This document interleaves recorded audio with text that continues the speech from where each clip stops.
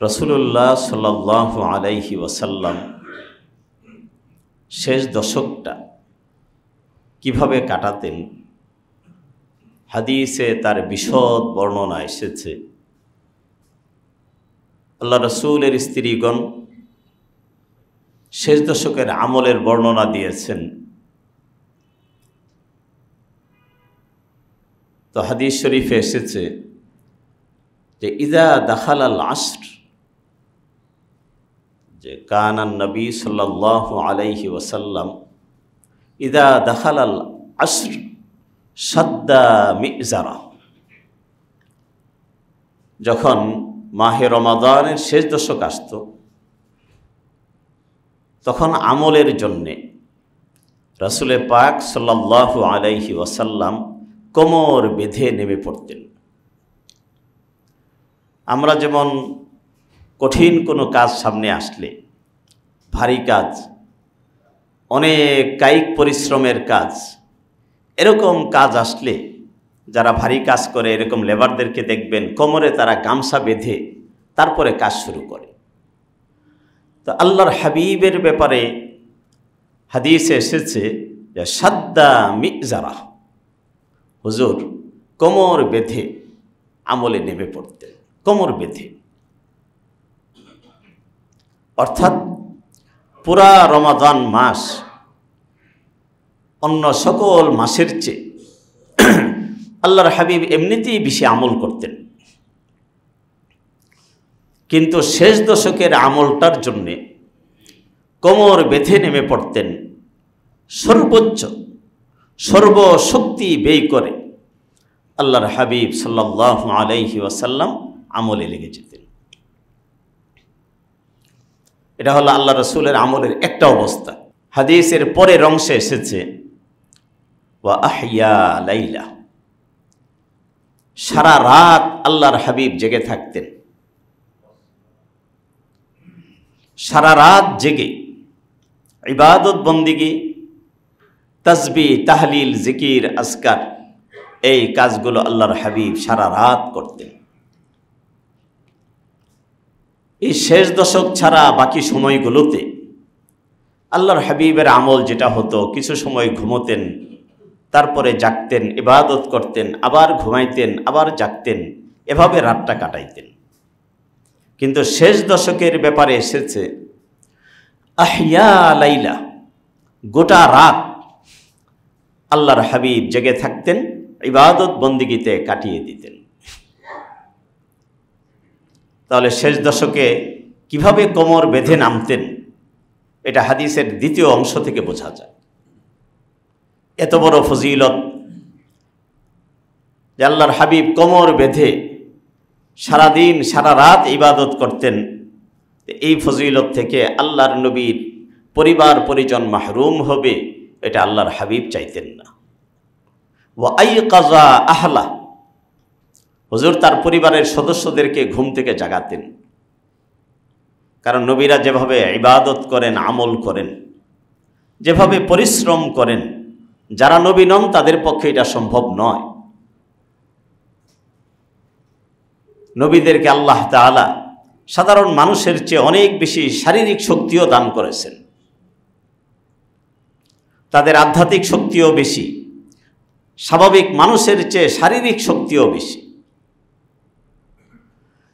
আল্লাহর হাবিব যেটা পারবেন, আল্লাহর হাবিবের সাধারণ উম্মত যারা, তারা সেটা পারবেন না। আল্লাহর নবীর পরিবাররাও উম্মতেরই অংশ, তো তারা ঘুমাইতেন। আইকাযা আহলা, আল্লাহর নবী পরিবারের সদস্যদেরকে জাগাইতেন, হযরত ফাতেমাকে জাগাইতেন, আল্লাহর নবীর স্ত্রী যারা তাদেরকে জাগাইতেন, আর তাদেরকে মাহে রমাদানের শেষ দশকে বেশি বেশি ইবাদতের জন্য উদ্বুদ্ধ করতেন। তাহলে তিনটা কাজ। প্রথম কাজ হলো ইবাদতের জন্য জোরালোভাবে প্রস্তুতি গ্রহণ করা, জোরালো প্রস্তুতি গ্রহণ করা। মাহে রমাদানের শেষ দশকের যে সকল দুনিয়াবি ব্যস্ততা আছে এই কাজগুলোকে আগেই গোছায়া নেওয়া। আমাদের হয়ে গেছে উল্টা, আমাদের যত ব্যস্ততা, সব ব্যস্ততাকে আমরা শেষ দশকের জন্য রেখে দিই। এজন্য 10 দিনের তারাবি হয়, প্রথম 10 দিনে তারাবি শেষ খতম, এরপরে আমি একবারে ফ্রি হয়ে গেলাম, এখন আমি অন্য কাজ একটু বাড়াইয়া করব। সামাজিক এবং পারিপার্শ্বিক অনেক কারণে এটা অনেককে করতেও হয়। একজন ব্যবসা করেন, সারা বছর যা ব্যবসা বাণিজ্য হয় শেষ দশকে অনেক বেশি হয়। তারপরেও বলবো, এর ভিতরেও যতটুকু সম্ভব, এরকম ব্যবসায়ী যারা, সবাই তো আর ব্যবসায়ী না, যারা চাকরিজীবী আছেন, অন্য পেশাজীবী আছেন, আপনারা আপনাদের সর্বোচ্চ সময়টুকু বের করবেন। ব্যবসায়ী যারা, তারা অন্তত চেষ্টা করবেন যেন এই ব্যবসার ফাঁকে যত বেশি সময় সম্ভব ইবাদতের জন্য বের করা, রাত জেগে ইবাদত করা। এবং নিজের স্ত্রী, তিনি তো ব্যবসা করেন না, আমার মেয়ে সে তো ব্যবসা করে না, আমার ছেলে সে তো ব্যবসা করে না, ছোট যারা আছে, হ্যাঁ, যারা পড়ালেখায় আছে, এরকম তাদেরকে ইবাদতের জন্য উদ্বুদ্ধ করা। এমনিতেই আমাদের ঘুম অনেক দেরি হয়, তা আমরা যদি এই দেরিটা দুনিয়াবি কাজে না করে আল্লাহর ইবাদতের জন্য দেরিটা করি, শেষ রাত্রে যে সময়টাতে আমরা জাগি তার একটু আগে জেগে যাই, তাহলে আমাদের ইবাদতের পরিমাণটা একটু বেড়ে যায়। এই চেষ্টাটুকু মাহে রমাদানের শেষ দশকে করা। শেষ দশকের পুরা সময়টা 10 দিনকে কেউ যদি ইবাদতে কাটাইতে চান, কারো যদি এরকম মনে ইচ্ছা জাগে যে শেষ দশকের একটা সেকেন্ড, একটা মুহূর্ত আমার ইবাদতের বাহিরে যাবে না, আমি পুরা 10 দিন ইবাদত করতে চাই, আল্লাহর হাবিব সাল্লাল্লাহু আলাইহি ওয়াসাল্লাম আমাদের জন্য একটা সুন্দর আমল দিয়েছেন। সেটা হলো মাহে রমাদানের শেষ দশকে ইতিকাফ করা। কেউ যদি শেষের 10 দিন ইতিকাফে বসেন, এই 10 দিনের ঘুম, 10 দিনের খাওয়ার সময়, 10 দিনের ওয়াশরুমে যাওয়ার সময়, 10 দিন তিনি যে চুপচাপ বসে আছেন, এটাকেও আল্লাহ তাআলা ইবাদত হিসাবে গণ্য করবেন। কারণ ইতিকাফ মানেই ইবাদত। ইতিকাফে বসে আপনি ঘুমাচ্ছেন ইবাদত, খাচ্ছেন ইবাদত, আপনার ব্যক্তিগত জরুরত পূরণ করছেন, এটাও ইবাদত। আর আপনি যখন নামাজ পড়ছেন, রোজা রাখছেন, অন্যান্য ইবাদত করছেন, সেগুলো তো বহুগুণে ইবাদত হিসাবে আল্লাহর কাছে গণ্য হবে। এজন্য শেষ দশকের পূর্ণ মাত্রার ফজিলত যদি কারো অর্জন করতে হয়, তার কাছে অনুরোধ থাকবে যে আপনি ইতিকাফে বসার চেষ্টা করুন। তাহলে এটা হলো মাহে রমাদানের শেষ দশকের বড় ফজিলত এবং আমলের প্রতি উদ্বুদ্ধকরণের হাদিস। 2 নম্বর একটা হাদিস প্রতি বছর আপনাদেরকে শোনাই। কাব ইবনে উজরা রাদিয়াল্লাহু আনহু বর্ণনা করেন, একদিন রাসূলুল্লাহ সাল্লাল্লাহু আলাইহি ওয়াসাল্লাম আমাদেরকে বললেন, উহজুরুল মিম্বারা, উহজুরুল মিম্বারা, তোমরা মিম্বরের কাছে আসো। হযরত কাব বলেন, ফাহাজারনা, আমরা মিম্বরের কাছাকাছি উপস্থিত হলাম। উপস্থিত হওয়ার পরে আল্লাহ রাসূলের যে মিম্বার, এটার 3টা সিঁড়ি ছিল। উনি প্রথম সিঁড়িতে পা দিলেন। হযরত কাব বলেন, ফালাম্মার তাকা দারাজাতান ক্বালা আমিন। হযরত কাব বলেন, রাসূলুল্লাহ সাল্লাল্লাহু আলাইহি ওয়াসাল্লাম যখন প্রথম সিঁড়িতে পা দিলেন বললেন আমিন। ফালাম্মার তাকা দারাজাতা সানিয়া ক্বালা আমিন। যখন দ্বিতীয় সিঁড়িতে পা দিলেন বললেন আমিন। ফালাম্মার তাকা দারাজাতা সালিসাতা ক্বালা আমিন। যখন তৃতীয় সিঁড়িতে পা দিলেন বললেন আমিন। আমিন বললেন, হুজুর বয়ান শেষ করলেন, খুতবা দিলেন, নামলেন।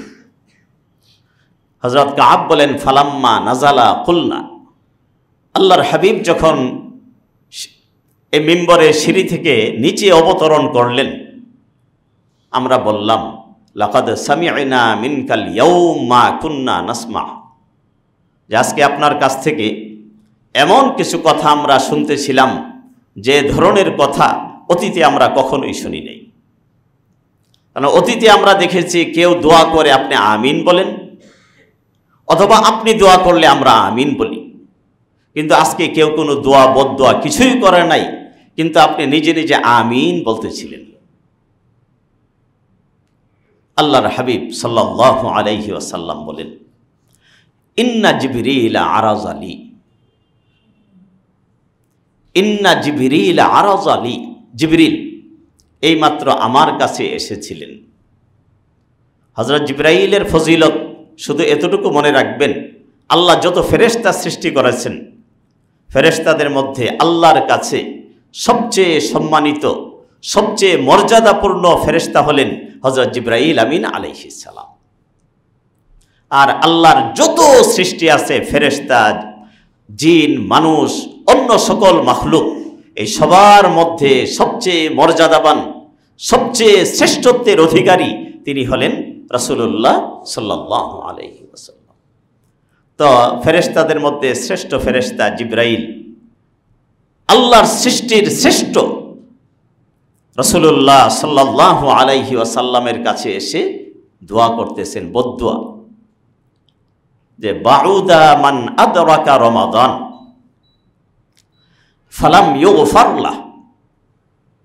বাউদা মান আদরাকা রমাদান, বাউদা মানে সে আল্লাহর রহমত থেকে দূরে সরে যাক, তার উপরে লানত, অভিসম্পাত বর্ষিত হোক।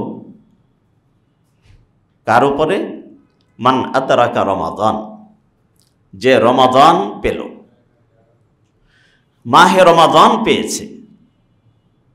ফালাম ইউগফার লাহু, কিন্তু তার গুনাহ মাফ করাইতে পারা নাই। মাহে রমাদান পেয়েছে কিন্তু গুনাহ মাফ করাইতে পারা নাই, তার উপরে আল্লাহর লানত বর্ষিত হোক। জিবরাইল আমিন বদদুয়া করলেন, আর রহমাতুল লিল আলামিন সাল্লাল্লাহু আলাইহি ওয়াসাল্লাম তিনি সেই বদদুয়ায় সমর্থন দিয়ে বললেন, আমিন। ও রব্বুল আলামিন, আমার বন্ধু জিবরাইলের এই বদদুয়াকে আপনি কবুল করে নেন। কত বড় মারাত্মক বিষয়! জিবরাইল আমিন বদদুয়া করেন, আর রহমাতুল লিল আলামিন সে বদদুয়ায় সমর্থন করে আমিন বলেন। এর চেয়ে ভয়াবহ বদদুয়া পৃথিবীর ইতিহাসে দ্বিতীয় আরেকটা নাই। মাহে রমাদান, আমি আপনার একেবারে প্রথম দিকের এক জুমায় আপনাদেরকে শুনিয়েছিলাম যে আল্লাহ সুবহানাহু ওয়া তাআলা মাহে রমাদানে রোজাদারদের জন্য ইউগফারু লাহুম ফি আখির লাইলি, প্রতিদিন সাহরির সময়ে রোজাদাররা যখন আল্লাহর কাছে মাগফিরাত কামনা করেন, প্রতিদিন আল্লাহ তাআলা তাদের গুনাহ মাফ করেন। তা আল্লাহ এত বড় সুযোগ দিলেন, 30টা দিন, এক অবারিত সুযোগ আমাদের সামনে, যে আমি গণহারে ব্যাপকভাবে তোমাদেরকে মাফ করতে চাই, তোমরা মাফ চাও। এভাবে 30টা দিন চলে গেল, আমার নসিবে হয় নাই আল্লাহর দরবারে কান্নাকাটি করে নিজের গুনাহটাকে মাফ করাইতে। আমার চেয়ে বড় হতভাগা, আমার চেয়ে বড় দুর্ভাগা এই আল্লাহর জমিনে আর কি আছে? এই জন্য জিবরাইল আমিন বলেন, এই হতভাগার জন্য আল্লাহর লানত। আল্লাহর হাবিব সাল্লাল্লাহু আলাইহি ওয়াসাল্লাম বললেন যে আল্লাহ আমার বন্ধু জিবরাইলের এই বদদুয়াকে কবুল করে নেন। এই জন্য যে মাহে রমাদানের 2/3 আমাদের কাছ থেকে চলে গেছে, এই বদদুয়া থেকে বাঁচার জন্য এখনো আমাদের সামনে আরো 10 দিন পড়ে আছে। এজন্য এই 10 দিন আমাদের চেষ্টা করতে হবে। বান্দা যত ইবাদত করে, এই সকল ইবাদতের মধ্যে একটা ইবাদত এরকম যে ইবাদতে আল্লাহ তাআলা সবচেয়ে বেশি খুশি হন, সেটা হলো বান্দা গুনাহ করার পরে, বান্দা অপরাধ করার পরে, পাপে লিপ্ত হওয়ার পরে যখন আল্লাহর দরবারে কান্নাকাটি করেন, চোখের পানি ফেলেন, এই আমলে আল্লাহ যত খুশি হন আর কোনো আমলে আল্লাহ এত খুশি হন না। এই জন্য অপরাধ আমাদের দ্বারা হয়েছে, গুনাহ হয়েছে, এগুলোর প্রায়শ্চিত্ত হচ্ছে আল্লাহর দরবারে হাত তুলে চোখের পানি ফেলা, কান্নাকাটি করা। এতে আল্লাহ তাআলা খুশি হয়ে যান। এটা হলো 1 নম্বর দোয়া। আল্লাহর হাবিব সাল্লাল্লাহু আলাইহি ওয়াসাল্লাম যখন দ্বিতীয় সিঁড়িতে পা রাখলেন, হযরত জিবরাইল আমিন বললেন, বাউদা মান যুকিরতা ইনদাহু ফালাম ইউসাল্লি আলাইক। ওই ব্যক্তির উপরে আল্লাহর লানত, অভিসম্পাত বর্ষিত হোক, যার সামনে আপনার নামের আলোচনা হয়েছে। কার? আল্লাহ রাসূল। সবাই বলেন সাল্লাল্লাহু আলাইহি ওয়াসাল্লাম। রাসূলের নাম তার সামনে উচ্চারিত হয়েছে, কিন্তু ফালাম ইউসাল্লি আলাইকা, সে মহব্বত করে ভালোবেসে আপনি রাসূলের উপরে দরুদ পড়ে নাই, তার উপরে আল্লাহর লানত বর্ষিত হোক। দরুদ জীবনে অন্তত একবার পড়া এটা ফরজ। আর যতবার আল্লাহ রাসূলের নাম শুনবেন, যদি কোনো এক মজলিসে, যেমন আমরা এখানে জুমার বয়ানে শুনতেছি, অন্তত প্রথমবার যখন আমি শুনলাম তখন সাল্লাল্লাহু আলাইহি ওয়াসাল্লাম এটা বলা ওয়াজিব। এরপরে আপনি যত বলবেন আপনি ফজিলত পাবেন। তো আল্লাহর হাবিবের নাম শোনার পরে দরুদ পড়ে না, তার উপরে আল্লাহর লানত। এই দরুদের অর্থ আবার এটা না যে আমরা যে আপনার এই ছন্দ আর বিভিন্ন পদ্য গদ্য মিলাইয়া এটাকে একটা বিনোদনের বিষয় বানায় ফেলছে, এটা না। আল্লাহ রাসূলকে মহব্বত করতে হবে আল্লাহ রাসূলের তরিকায়। সাহাবারা যেভাবে আল্লাহ রাসূলের উপরে দরুদ পেশ করেছেন, আমি মহব্বতের এক অদ্ভুত পদ্ধতি নিজে আবিষ্কার করলাম। এটা একটা পদ্ধতি হতে পারে, এটা রাসূলের সুন্নত হতে পারে না। রাসূলের সুন্নত নির্ধারণ করার দায়িত্ব ক্ষমতা আমার নেই, এটা আল্লাহ রাসূল নিজে নির্ধারণ করেছেন। সাহাবায়ে কেরামের আমল থেকে সেটা পেয়েছি। সুতরাং দরুদের পদ্ধতিতে পড়তে হবে, জিকিরের পদ্ধতিতে করতে হবে। অদ্ভুত ধরনের কোনো জিকির, অদ্ভুত ধরনের দরুদ, এগুলো ইসলাম এলাও করে না। আল্লাহর হাবিবের নাম শোনার পরে দরুদ না পড়া কত বড় অপরাধ। একদিন হুজুরকে জিজ্ঞেস করা হলো, ইয়া রাসূলুল্লাহ, যে মানুষের মধ্যে সবচেয়ে বড় কৃপণ, সবচেয়ে বড় বাখিল সে কে? হুজুর বলেন, আল বাখিলু মান যুকিরতু ইনদা ফালাম ইউসাল্লি আলাইয়া। যে আমার নাম শোনার পরে আমি রাসূলের উপরে যে দরুদ পড়ে না, সে হলো এই জমিনের মধ্যে সবচেয়ে বড় বখিল, সবচেয়ে বড় কৃপণ। কেন? যে রাসূল সাল্লাল্লাহু আলাইহি ওয়াসাল্লাম আমাদের জন্য সীমাহীন কুরবানি এবং ত্যাগ স্বীকার করলেন, সেই রাসূলের নাম শোনার পরে আমি দরুদ পড়তে পারবো না? আমরা তো ছিলাম জাহান্নামের খাদের কিনারায়। আল্লাহ তাআলা বলেন, কুনতুম আলা শাফা হুফরাতিম মিনান নার, তোমরা ছিলে জাহান্নামের খাদের কিনারায়। ফাআনকাযাকুম মিনহা, অতঃপর সেই রাসূল এসে তোমাদেরকে জাহান্নামের খাদের কিনারা থেকে মুক্ত করেছেন। আমরা ছিলাম ঈমান হারা, রাসূল দুনিয়াতে এসে আমাদেরকে ঈমানের দিশা দিয়েছেন। আমরা আখিরাতের ব্যাপারে উদাসীন ছিলাম, আল্লাহর হাবিব সাল্লাল্লাহু আলাইহি ওয়াসাল্লাম আমাদেরকে আখিরাতের সন্ধান দিয়েছেন। আমরা বেআমল ছিলাম, আল্লাহর হাবিব সাল্লাল্লাহু আলাইহি ওয়াসাল্লাম এসে আমাদেরকে আমলের খোঁজ দিয়েছেন। আল্লাহর হাবিব আমাদেরকে এই তাওহীদ এবং রিসালতের আখিরাতের তালিম দেওয়ার জন্য পেটে পাথর বেঁধেছেন। আল্লাহর হাবিবের এমন কোনো অভাব ছিল না যেই অভাবের কারণে তাকে পেটে পাথর বাঁধতে হবে। শুধুমাত্র উম্মতকে জাহান্নাম থেকে বাঁচানোর ফিকির করতে গিয়ে পেটে পাথর বেঁধেছেন। আবার হাসরের ময়দানে যখন এক একজন উম্মত বিচারের মুখোমুখি হবেন, তাদের জন্য কারো কারো জাহান্নামের ফয়সালা হয়ে যাবে।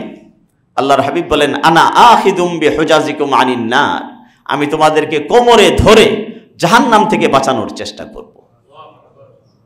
তাহলে যে রাসূল দুনিয়াতেও আমাদেরকে ভুলেন নাই, আখেরাতেও ভুলবেন না। সেই রাসূলের নাম শোনার পরে দরুদ পড়তে যদি মনে না চায়, তাহলে তার চেয়ে বড় হতভাগা আল্লাহর জমিনে আর কেউ নেই। এজন্য জিবরাইল আমিন তার জন্য বদদুয়া করলেন। রহমাতুল্লিল আলামিন সাল্লাল্লাহু আলাইহি ওয়াসাল্লাম এ বদদুয়ায় সমর্থন দিয়ে বললেন আমিন। এর বিপরীতে যদি আমরা দরুদ পড়ি, দরুদের অসংখ্য ফজিলত আছে, তবে একটা বিষয় মনে রাখবেন, আমি যদি একবার দরুদ পড়ি, আল্লাহ তাআলা একবার দরুদ পড়ার কারণে আমার উপরে 10টা রহমত বর্ষণ করবেন, আমার মর্যাদা 10 গুণ বাড়ায়া দিবেন, আমার 10টা গুনাহ মাফ করে দিবেন। আর আমি যদি দরুদ পড়ি আল্লাহর রাসূলের উপরে, স্বয়ং আল্লাহ তাআলা আমার উপরে সন্তুষ্ট হয়ে যাবেন। এটা হলো 2 নম্বর বদদুয়া। বেশি বেশি দরুদ পড়া, জুমার দিনে দরুদ বেশি বেশি পড়া। হুজুর বলছেন যে তোমরা আকসিরু আলাইয়া মিনাস সালাহ ইয়াউমাল জুমআ ফাইন্নাহা মা'রুজাতুন আলাইয়া, জুমার দিন বেশি বেশি দরুদ পড়বা, কারণ জুমার দিনের দরুদ আমার কাছে পেশ করা হয়। এজন্য আজকে জুমার দিন আমরা আগে পরে একটু দরুদ বেশি বেশি পড়ব, জুমার আগেও পরেও। মাহে রমাদানে যদি আমরা দরুদ পড়ি 70 গুণ সওয়াব বেশি হবে। এমনি যদি 10টা রহমত আসে, মাহে রমাদানে যেহেতু সব আমলের সওয়াব 70 গুণ হয়, তাহলে মাহে রমাদানে এক একবার দরুদ পড়ার কারণে অন্তত 700 রহমত আল্লাহর পক্ষ থেকে আমার উপরে চলে আসবে। এটা হলো দরুদের ফজিলত। না পড়লে আল্লাহর হাবিব এবং জিবরাইলের বদদুয়া আমার উপরে চলে আসবে। 3 নম্বর সিঁড়িতে যখন হুজুর পা রাখলেন, হুজুর বলেন আমি যখন 3য় সিঁড়িতে পা রাখলাম, তখন জিবরাইল আমিন আলাইহিস সালাম আমাকে বললেন, বাউদা মান আদরাকা আবাওয়াইহি আল কিবারা ইনদাহু আও আহাদাহুমা ফালাম ইউদখিলাহুল জান্নাহ। কেউ মা এবং বাবা দুইজনকেই সে তার কাছে বৃদ্ধ অবস্থায় পেয়েছে। মা এবং বাবা উভয়কে বৃদ্ধ অবস্থায় সে তার কাছে পেয়েছে। আও আহাদাহুমা, অথবা শুধু মাকে পেয়েছে অথবা শুধু বাবাকে পেয়েছে।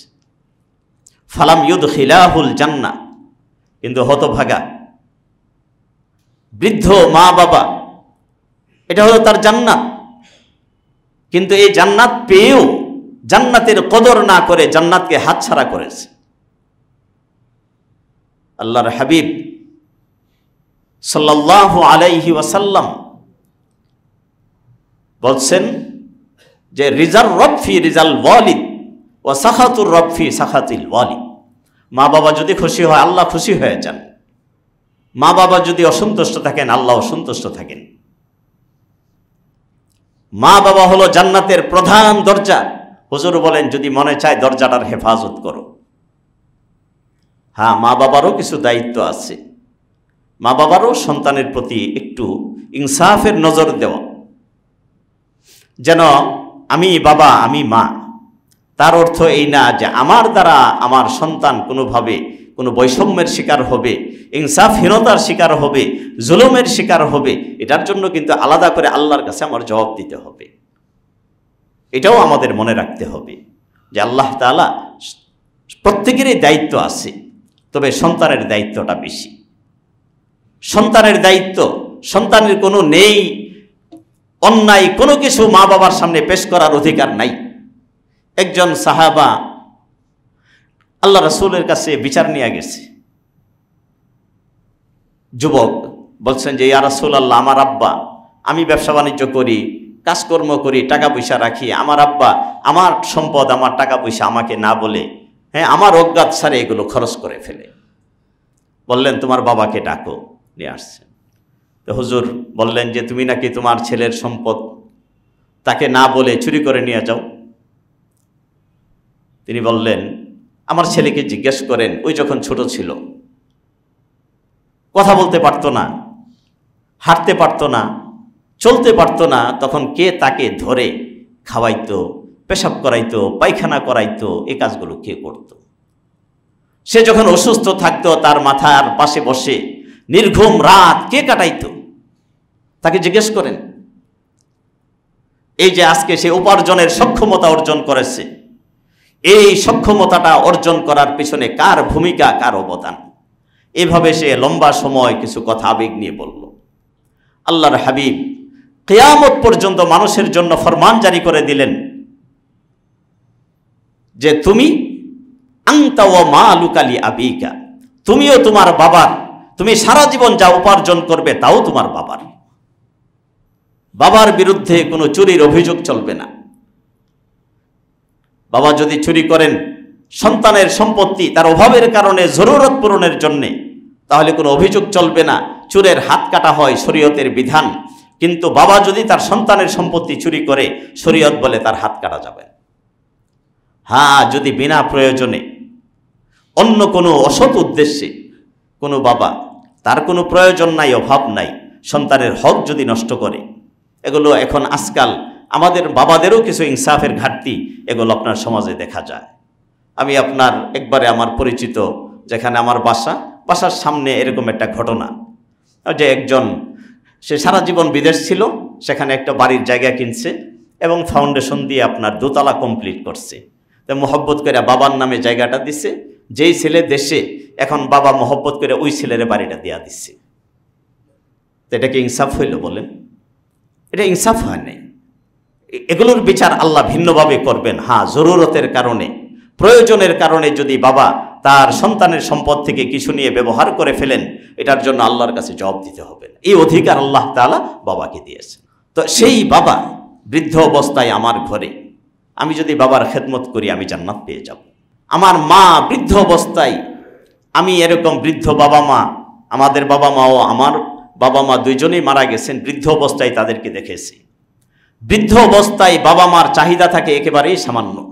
তারা অনেক কিছু সন্তানের কাছে চান না, শুধু হাসি মুখে একটু কথা চান, একটু ভালো ব্যবহার চান। আর যখন একটু রোগ সুখ হয়, তাদেরকে একটু যেন প্রয়োজন মতো একটু ডাক্তার চিকিৎসা এই কাজগুলো করা হয়। এর চেয়ে বেশি চাওয়া সাধারণত বাবা মাদের থাকে না।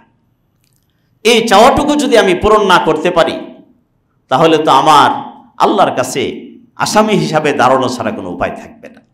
এজন্য যে সকল যুবক ভাইয়েরা আছেন, আপনাদের কাছে অনুরোধ থাকবে, ঘরে বৃদ্ধ বাবা মা আছে, মা বৃদ্ধ অবস্থায়, বাবা বৃদ্ধ অবস্থায় আপনার ঘরে আছে, মনে করবেন সারা দুনিয়ার সকল নিয়ামত আল্লাহ তাআলা আপনার ঘরে দান করেছেন। ঘরে ঢুকবেন, হাসি মুখে মার চেহারার দিকে তাকাবেন। আল্লাহর হাবিব বলেন, একবার তাকাইলেন একটা কবুল হজের সওয়াব আল্লাহ তাআলা আপনার আমলনামায় দিবে। আমি আমার ব্যক্তিগত অভিজ্ঞতা থেকে আমি বলি যে 2021 সালে আমার আম্মা মারা গেছেন। 21 সালের পর থেকে আমি আসলে আর বাড়িতেই তেমন একটা যাই না। তা আম্মা আমার এখানেও থাকতেন, বাড়িতেও থাকতেন, আমার আরেক ভাইয়ের এখানে থাকতেন। এরপরে আসলে বাড়ির প্রতি যে মহব্বত, ভালোবাসা, অথচ এটা আমার জন্মস্থান, আমি নিজের গ্রামেই তো বড় হয়েছি, কিন্তু বাড়ির মহব্বত ভালোবাসা সব শেষ হয়ে গেছে, আর যাইতে মনে চায় না। শুধু যেটুকু যাওয়া হয় শুধু মার কবর জিয়ারত করার জন্য। হ্যাঁ, এখন মনের মধ্যে অনেক আফসোস, অনেক আক্ষেপ কাজ করে যে মার জন্য মনে হয় এটা করতে পারতাম, আর এই কাজটা মনে হয় আমার একটু ত্রুটি রয়ে গেছে, ঘাপলা রয়ে গেছে। এই জন্য আমি এই আমার আক্ষেপের জায়গা থেকে আমি অন্যদেরকে বলি যে আপনার যেন মা মারা যাওয়ার পরে, বাবা মারা যাওয়ার পরে কোনো আক্ষেপ না করতে হয়। কোনো সময় এরকম হয় যে আপনার বিভিন্ন কারণে আপনার বিভিন্ন সমস্যা হয়, মনে রাখবেন মা বাবার প্রতি কোনো ধরনের অভিমান, কোনো অভিযোগ এগুলো সন্তানের রাখা উচিত না। কারণ এটা তো আমার জান্নাত। আমি সব কিছুর ঊর্ধ্বে উঠে বাবা মার খেদমতটা ঠিকমতো করতে পারি, আমি আল্লাহর জান্নাতের মালিক হয়ে যাব। আর যদি না হয়, হযরত জিবরাইল আমিন বদদুয়া করছেন, বৃদ্ধ মা বৃদ্ধ বাবা পায়া তুমি জান্নাত কামাইতে পারো নাই, তোমার উপরে আল্লাহর লানত। রহমাতুল্লিল আলামিন সাল্লাল্লাহু আলাইহি ওয়াসাল্লাম সেই বদদুয়ায় সমর্থন করে বললেন, আমিন। ও রব্বুল আলামিন, আমার বন্ধু জিবরাইলের এই বদদুয়াকে আপনি কবুল করেন, তার জন্য অভিসম্পাদের ব্যবস্থা করে দেন, আপনার রহমত থেকে তাকে দূরে সরাইয়া দেন। এই জন্য 3টা বিষয় আল্লাহর হাবিব বললেন, রমজান পাইলেও গুনাহ মাফ করাইতে পারল না, রমজান পাইলেও গুনাহ মাফ করাইতে পারল না, তার উপরে লানত। রাসূলের নাম শোনার পরে দুরূদ পড়ল না, তার উপরে লানত। 3 নম্বর হলো বাবা মাকে বৃদ্ধ অবস্থায় পাইল, গুনাহ মাফ করাইতে পারলো না, আল্লাহর জান্নাতকে অর্জন করতে পারলো না, তার উপরে আল্লাহর লানত। এই 3 জিনিস থেকে বাঁচার চেষ্টা করবেন। আল্লাহ তাআলা আমাদেরকে কথাগুলো বোঝার তৌফিক দান করুন।